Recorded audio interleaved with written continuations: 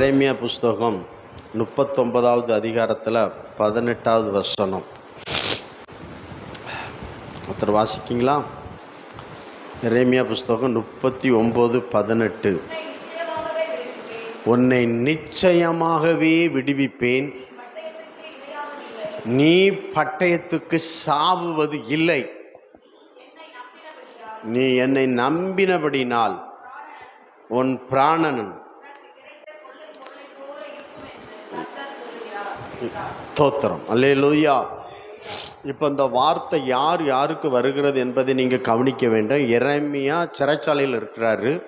எரேமியாவுக்கு உதவி செய்கிற ஒரு மனுஷனுக்கு சிறைச்சாலையில் இருக்கிற எரேமியா மூலம் அந்த மனுஷனுக்கு அந்த வார்த்தை வருது. ஆமாம், ஸ்தோத்திரம். எரேமியாவுக்கு அவன் உதவி செஞ்சதுனால அவன் உயிருக்கு ஆபத்து வருகிறது. ஸ்தோத்திரம். அப்பொழுது எரேமியா மூலம் கர்த்தர் பேசுகிறார். என்ன பேசுகிறார்? நீ பயப்படுகிற மனுஷனுடைய கைகள் நீ ஒப்பு கொடுக்கப்படுவதில்லை, பயப்பட வேண்டாம், நான் நிச்சயமாக ஒன்று என்ன செய்வேன், விடுவிப்பேன் அப்படின்னு சொல்லி ஆண்டவர் அங்கே செய்கிறான்னு பார்க்கிறோம். சிறைச்சாலையில் தான் எங்கே இருக்கிறாருன்னா எரேமியா இருக்கிறாருன்னு பார்க்கிறோம். ஆமாம், 40:1 தான் அவர் என்ன செய்கிறாரு, அவர் முழுமையாய் யார் விடுவிக்கப்படுகிறார், எரேமியா விடுவிக்கப்படுகிறான்னு பார்க்கிறோம். எருசலேம் முற்றுகை போடுகிற வரைக்கும் எரேமியா தீர்க்கதரிசியே ராஜா சிறைச்சாலையில் அடைச்சி வச்சிருந்தான்னு பார்க்கிறோம். புரியுதுங்களா? ஆமாம். அப்போது எதிரி வந்து யாரை விடுதலை செய்கிறார் அப்படின்னா, ஆமாம், சொந்த நாட்டு ராஜா அவனை வந்து அரெஸ்ட் பண்ணி உள்ள வச்சுருந்தான். ஆனால் எதிரி வந்து அவனை அரெஸ்ட் பண்ணிட்டு இவனை என்ன செஞ்சுட்டான், ரிலீஸ் பண்ணி விட்டான்னு பார்க்கிறோம். ஆமென். அல்லேலூயா, அல்லேலூயா. புரியுதுங்களா? கர்த்தருக்கு ஸ்தோத்திரம், ஆண்டவருக்கு மகிமையை செலுத்துறோம். அப்போ கர்த்தர் நம்மளை விடுதலை பண்ணுவதற்கு யாரை கொண்டு செய்வார்? ஆமென். எரேமியாவை விடுதலை செய்வதற்கு, சிறைச்சாலையில் அடைக்கப்பட்டிருக்கிற எரேமியாவை விடுதலை செய்வதற்கு நேபுகாத்நேச்சரை கொண்டு வந்து என்ன செய்தார், எரேமியா தீர்க்கதரிசியை அவர் விடுவித்தாருன்னு பார்க்கிறோம். இப்போ இந்த இடத்துல வந்து பயப்படுறதுக்கு என்ன காரணம் அப்படின்னா, ஆமாம், அரண்மனையில் பிரதானிகள் ஒருத்தன், ஒரு எத்தியோப்பியன், இப்போ எரேமியா தீர்க்கதரிசியை கொண்டு கிணத்துக்குள்ள போட்டாங்க. அவன் இன்னும் ஒரு நாள் இருந்தான்னா செத்து போவான். இதை அறிஞ்சு போய் ராஜா கிட்ட சொல்கிறான். ராஜா என்ன சொல்கிறார், 30 பேரை கூப்பிட்டு போய் அவனை அதுலேருந்து தூக்கி விட்டுரு அப்படின்னு சொல்கிறார். அப்போ தூக்கி விட்டுருனோடனே அவன் அந்த வேலையை செஞ்சிடறான், கிளீனாக பண்ணிடுறான், எரேமியாவை காப்பாற்றிடுறான். காப்பாற்றப்பட்ட எரேமியா சிறைச்சாலையில் தான் இருக்கிறான், சிறைச்சாலையில் தான் இருக்கான். ஆனால் எரேமியாவை காப்பாற்றினது யார் என்று பிரதானிகளும் பிரபுக்களும் விசாரிக்காங்க. அப்போது இந்த எத்தியோப்பியன் தான் ராஜாட்ட சொல்லி காப்பாற்றிட்டான்னு சொன்ன உடனே இந்த எத்தியோப்பியனை கொலை செய்கிறதுக்கு பிரபுக்களும் பிரதானிகளும் பிளான் போடுறாங்க. இப்படி பிளான் போட்டுட்டு இருக்கிறது அவனுக்கு செய்தி வருது. ஆனால் எரேமியா மூலம் அந்த எத்தியோப்பியனுக்கு போகிற வார்த்தை தான், நீ பயப்படுகிற மனுஷன் கரத்தில் உன்னை ஒருவனும் என்ன செய்ய மாட்டான், ஒப்பு கொடுக்க மாட்டான், நான் உன்னை என்ன செய்வேன், ஆமாம், நிச்சயமாக விடுப்பேன். ஏன் ஊழியக்காரன் என்ன பண்ணியிருக்கிறா, காப்பாற்றிருக்கிறா, நான் உன்னை காப்பாற்றுவேன். ஆமென். அல்லேலூயா. அந்த வசனம், அந்த 38வது அதிகாரமும் 39 நீங்க படிச்சு பார்த்தீங்கன்னா கர்த்தர் அதை தான் சொல்றாரு. ஏன் ஊழியக்காரன் நீ காப்பாத்திருக்கிறா, நான் உன்னை காப்பாத்துவேன். அல்லேலூயா, ஸ்தோத்திரம். புரியுதுங்களா? அப்போ எரேமியா தீர்க்கதரிசி பொல்லாதது கர்த்தர் சொன்னதுதான் சொல்லுகிறான்னு பார்க்கிறோம்.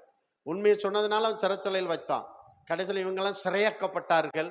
சிறையில் இருக்கிறவர்களை எதிரி வந்து விடுவித்தான் என்று பார்க்கிறோம். ஆமென். அப்படிதான் ஆண்டவர் நம்மளுக்கு கர்த்தர் செய்வார். சரி, நம்மளையே சரி இல்லைன்னா யாரை கொண்டு கர்த்தர் நம்மை விடுதலை செய்வார்? இம்மாதத்துல ஆண்டவர் நம்மளை விடுதலை செய்கிற மாதம்.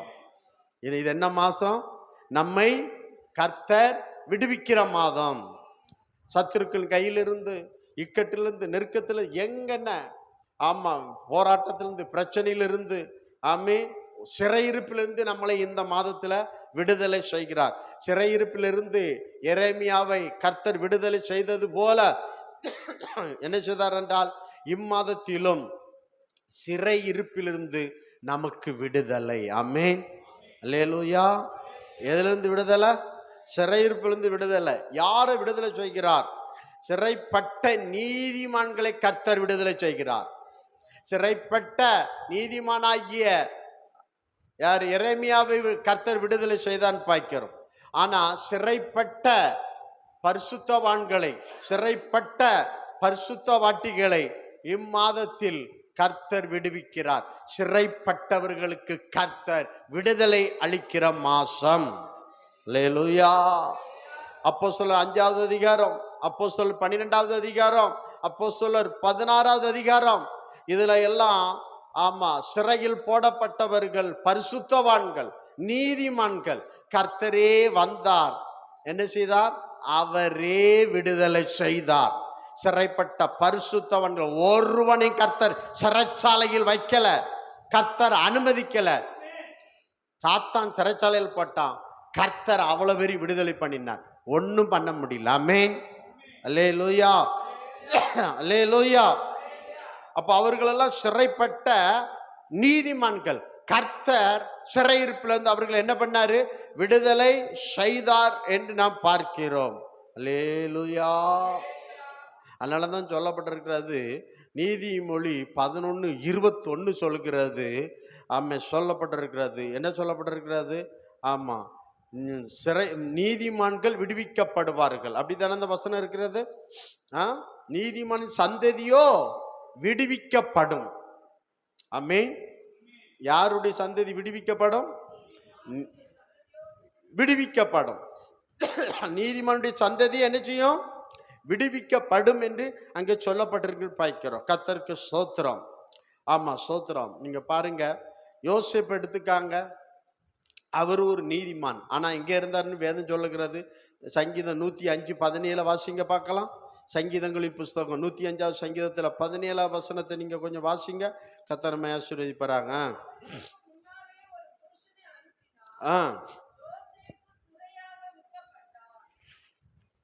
யோசேப்பு விற்கப்பட்டான். ஸ்தோத்திரம். புரியுதுங்களா? நீங்க கவனிங்க, சங்கீதம் 105:17. ஆமா, யோசேப்பு எதுக்கு விற்கப்பட்டானா? சிறையாக விற்கப்பட்டான்னு சொல்லப்பட்டிருக்கு. சிறைச்சாலையில ஆதியாகமம் 39வது அதிகாரம் 20-27 பாருங்க. சிறைச்சாலையில கர்த்தர் இருந்தாருன்னு சொல்லப்பட்டிருக்கு. ஆமென். சிறைச்சாலையில யார் இருந்தா? யோசேப்போடு யார் இருந்தா? நம்மளோட கர்த்தர் இருக்கிறாருங்க. சாத்தான் நம்மள சிறைச்சாலையில தான் வைப்பான். ஆமென். ஆனா நம்மளோட யார் இருக்கா? கர்த்தர் இருக்கிறார். அதை மட்டும் நீங்க மறந்துடாதீங்க. அதனாலதான் அப்போஸ்தலர் 7வது அதிகாரத்துல 10வது வசனத்தை படிச்சு பாருங்க. ஸ்தேவான் மூலம் பரிசுத்தாவி பேசுறாரு. ஸ்தேவான் மூலம் பேசுறாரு பாருங்க. அப்போஸ்தலர் 7வது அதிகாரத்துல 10வது வசனம்.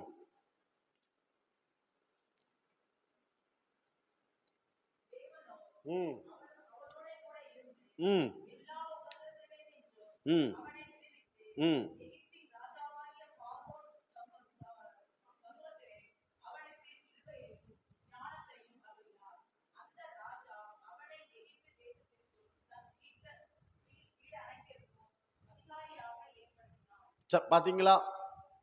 எல்லா அப்ப சொல்லப்பட்டிருக்கிறது, அவனை எல்லா உபத்திரவத்துக்கும் யாரு?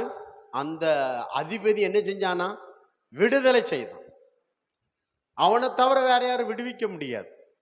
சோத்திரம். அது சங்கீதம் 105 சங்கீதத்துல நீங்க அது அந்த 20 அதுல மீதி படிச்சீங்கன்னா அதுல விவரம் சொல்லப்பட்டிருக்கிறேன்னு பார்க்கிறோம். புரியுதுங்களா? அப்போ கர்த்தர் ராஜாக்களை எழுப்பி என்ன செய்தாரு?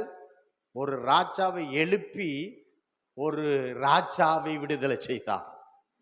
ஒரு நெபுகத் ராஜாவை எழுப்பி, எரேமியா ஒரு ராஜா தான், அவனை கர்த்தர் விடுதலை செய்தார். ஆமென். ஏன்னா யோசேப்பு ராஜாவா மாற போறாரு. ஒரு ராஜாவை எழுப்பி யோசேப்பு என்கிற ராஜாவை கர்த்தர் விடுதலை செய்தார். ஆமென். அவன் எந்த காரியமும் செய்யல, ஒரு தவறும் பண்ணல. அவனை தூக்கி எங்க போட்டாங்க? ஜெயிலுக்குள்ள போட்டாங்க. ஆமென். சிறையாக்க விற்கப்பட்டான் என்று பார்க்கிறோம். சிறை இருப்பிலிருந்து கர்த்தர் நமக்கு இந்த மாசத்துல விடுதலை தரார். பிசாசு எந்தெந்த இடத்துல நம்மளை சிறைச்சாலை வச்சிருக்கான்னு பரிசுத்தாவி எனக்கு தெரியும், உங்களுக்கு தெரியாது. ஆனா ஆவியானவருக்கு தெரியும். ஆமா, ஸ்தோத்திரம். குடும்பங்களை விசுவாச குடும்பங்களை இல்ல மற்ற காரியங்களை அவன் எங்க சிறைச்சல வச்சிருக்கானே அத்தனை கர்த்தர் அத்தனையும் தகர்ப்பார், உடைப்பார், விடுவிப்பார். கர்த்தர் யாரை கொண்டு விடுவிக்கணும் கர்த்தர் வச்சிருப்பார். உன்னை விடுவிக்க கர்த்தர் ஆட்களை எழுப்புவார்.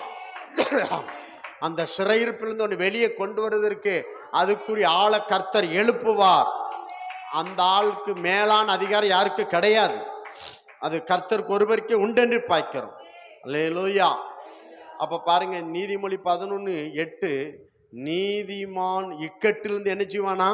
விடுவிக்கப்படுவான். அவன் இருந்த இடத்துல யார் வருவா? துன்மார்க்கன் வருவான். அல்லேலூயா. நீதிமான் இக்கட்டிலிருந்து என்ன செஞ்சிருவான்? அப்ப நம்ம வாழ்க்கையில இக்கட்டு, நெருக்கம், போராட்டம், பிரச்சனை, துன்பம், துயரம் எல்லாம் இருக்கு. கர்த்தர் இம்மாதத்தில் உன்னை விடுதலை செய்வார். ஆமென். எல்லா இக்கட்டில் இருந்தோம், எல்லா ஆபத்தில் இருந்தோம், எல்லா நெருக்கத்தில் இருந்தோம், நீதிமானாகிய உன்னை விடுவிப்பார். விடுதலையை நீ அனுபவிப்பாய். அல்லேலூயா. சங்கீதங்களின் புஸ்தகம் 34வது சங்கீதத்துல 15வது வசனத்தை கொஞ்சம் வாசிக்க கேட்போமா? 15வது சங்கீதத்தை கொஞ்சம் வாசிங்க. கர்த்தருக்கு ஸ்தோத்திரம். கர்த்தருடைய கண்கள் யார் மேல நோக்கமா இருக்கு? எரேமியா மேல நோக்கமா இருந்தது. ஆமென். யோசேப்பு மேல நோக்கமா இருந்தது. கர்த்தருடைய கண்கள் யார் மேல நோக்கமா இருக்கிறது? உன் மேல நோக்கமா இருக்கு. ஒன்ன பாக்குது. நீ படுற பாடு, உபத்திரவம், நீ அனுபவிக்கிற வேதனை எல்லாத்தையும் கர்த்தருடைய கண் பாக்குது. கர்த்தருடைய கண் நினைச்சது உன்னை பாக்குதுன்னு பார்க்கிறோம். அல்லேலூயா. ஆனா 16வது வசனத்தை பாருங்க. அடுத்து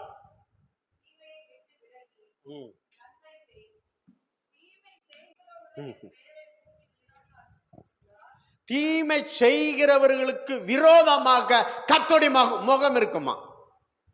துன்மார்க்கின் விரோதமாக கர்த்தருடைய முகம் அவனுக்கு விரோதமா இருக்கும். உனக்கு தீங்கு செய்யறான் பத்தியா, அநியாயம் பண்றான் பத்தியா, அக்கிரமம் பண்றான் பத்தியா, அவனுக்கு விரோதமா கர்த்தர் எழும்புவார். ஆமென். அவனுக்கு விரோதிய கர்த்தர் எழுப்புவார். அல்லேலூயா. நீங்க பாருங்களா, தானியேல் ஒரு நீதிமான். அவன் தேவனை பார்க்கிறவன், தேவன் அவனை பார்க்கிறார். 3 வேளை அவன் கர்த்தர் 2 பேரும் பார்த்துக்கிட்டு இருக்காங்க. இந்த இடையில துன்மார்க்கன் ஒன்று வாரான் பாருங்க. அவனை என்ன பண்ணிருந்தான்னு தூக்கி எங்க போட்டிருந்தாங்க? சிங்க கெவிக்கல போட்டிருந்தாங்க. ஆமென். அல்லேலூயா. எங்க கொண்டு போட்டிருந்தாங்க? சிங்க கெவிக்கல போட்டிருந்தாங்க. அப்போ ராஜா சொல்லுவான் ஒரு வார்த்தை, தானியேலே, அம்மே, நீ இடைவிடாமல் ஆராதிக்கிற, நீ இடைவிடாமல் ஜெபிக்கிற உன் தேவன் உன்னை தப்புவிப்பார். என்னால முடியலப்பா, ராஜா தான் நான் யாருதான்? ராஜா தான். ராஜா உன்னை விடுவிக்க எவ்வளவு முயற்சி எடுப்பான், முடியாமல் போச்சு.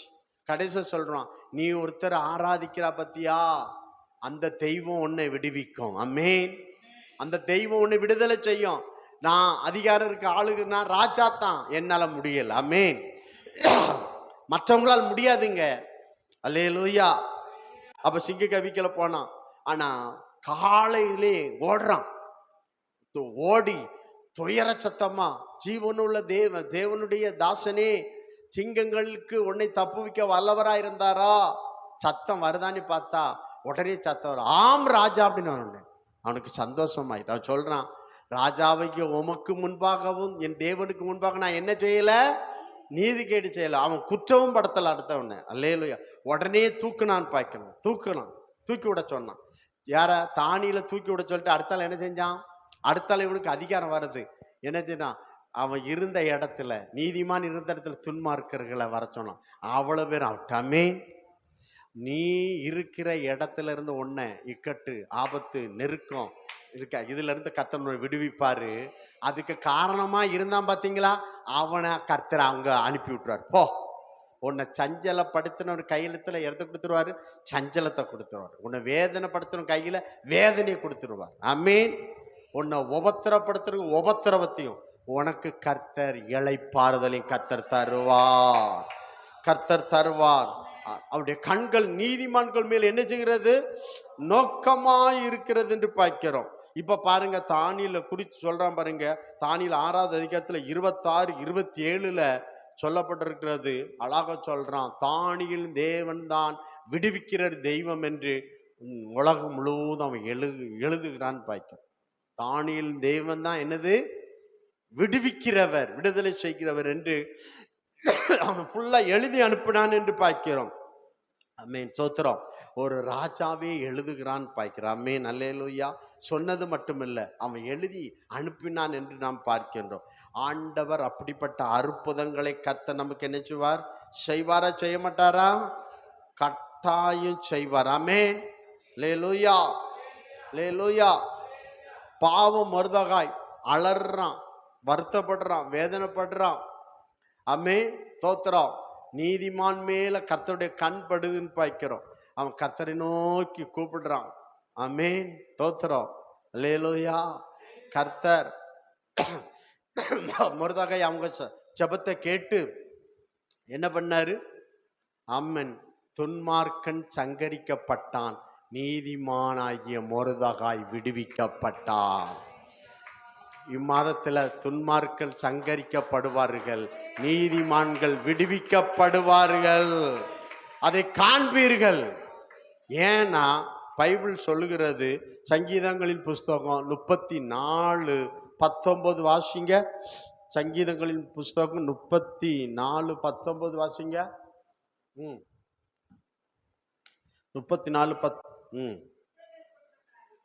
ஏம்மா, சங்கீதம் 34:19. நீதிமானுக்கு வரும் என்னம்மா? ஏன்னா சிறைப்பட்ட நீதிமான்களை கர்த்தர் விடுதலை செய்கிறார். இம்மாதத்துல ஆண்டவர் சொல்றார், நீதிமானுக்கு வரும் துன்பங்கள் அநேகமாயிருக்கும்,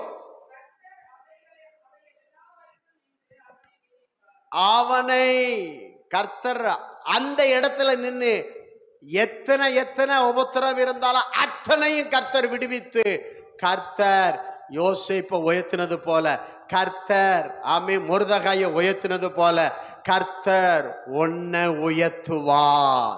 நீ எல்லா இக்கட்டிலிருந்து, ஆபத்திலிருந்து, நெருக்கத்தில் கர்த்தர் விடுவிப்பார். விடுவிப்பதோடு அல்ல, கர்த்தர் உன்னை உயர்த்துவார். ஏன்னா சொல்லப்பட்டிருக்கிறது, யோபு புஸ்தகம் 36:4 நினைக்கிறேன். அவருடைய கண்கள் நீதிமான் வந்து அவளை ராஜாக்களும் பிரபுக்களோடு உட்கார வைக்குமா. ஆமென். அப்படின்னா நீங்க நல்லா கவனிங்க, ஸ்தோத்திரம். துன்மார்க்கன் என்ன செய்வான்? அற்புண்டு போவதை நீங்க பார்ப்பீங்க, ஆனா நீங்க உயர்த்தப்படுகிறதையும் நீங்க பார்ப்பீங்க. ஆமென். இதுக்கு எல்லாத்துக்கும் மொத்தத்துல கர்த்தர் நீதிமான் பட்சத்துல கர்த்தர் நின்று அவனுக்கு வர எல்லா உபத்திரத்திலும், நெருக்கத்திலும், இக்கட்டிலிருந்து விடுவித்து அந்த நீதிமானை அதே இடத்துல கர்த்தர் உயர்த்துவார். யோசேப்பு அதே இடத்துல கர்த்தர் உயர்த்தினார். ஆமென், அல்லேலூயா, சோத்திரம். அதே இடத்துல வைக்கிறான். இப்ப எரேமியா விடுதலை செய்யப்பட்ட உடனே நேபுகாத்நேச்சர் சொல்லிட்டான், அவன் விருப்பப்படி விட்டு வெகுமதி அவன் எங்க இருந்தாலும் அவனுக்கு சுதந்திரத்தை கொடுத்தான்னு பாய்க்கிறோம். அல்லேலூயா. அப்ப கர்த்தர் நம்மளை விடுவிக்கிறது மட்டுமல்ல, இம்மாதத்துல நம்மளை கர்த்தர் எந்த இடத்துல நம்ம அரெஸ்ட் ஆகி இருந்தோமோ அதுல இருந்து விடுதலை, அதே இடத்துல கர்த்தர் நம்மளை உயர்த்துவார், மேன்மைப்படுத்துவார், கனப்படுத்துவார். மகிழ்ச்சியினால கர்த்தர் நிரப்புவார். மகிழ்ச்சினால கர்த்தர் நம்மளை நிரப்புவார். மகிழ்ச்சினால கர்த்தர் நம்மளை நிரப்புவார். நம்ம துன்பங்கள் முழுவதும் இம்மாதத்தில் விடுவிக்கப்படும். முழு துன்பத்தில் இருந்தோ, துயரத்தில் இருந்தோ, உபத்திரத்தில் இருந்தோ, துக்கத்தில் இருந்தோ எல்லாவற்றிலும் கர்த்தர் விடுவிப்பார். அதனாலதான் எரேமியா 39:18 கர்த்தர் சொல்லுகிறார், உன்னை நிச்சயமாகவே விடுவிப்பேன். நீதிமானே, நீதிமானாகிய யோசேப்பே, உன்னை நிச்சயமாக சிறையில் இருந்து விடுவித்து நிச்சயமாக உன்னை உயர்த்துவேன். 2 காரியத்தை இம்மாதத்துல கர்த்தர் நமக்கு செய்வார். விடுவிப்பார், உயர்த்துவார். விடுதலை செய்வார், உயர்த்துவார். அல்லேலூயா. இந்த 2 காரியத்தை கர்த்தர் நமக்கு மாதத்தில் செஞ்சு நம்மை ஆசீர்வதிப்பார். ஆமென்.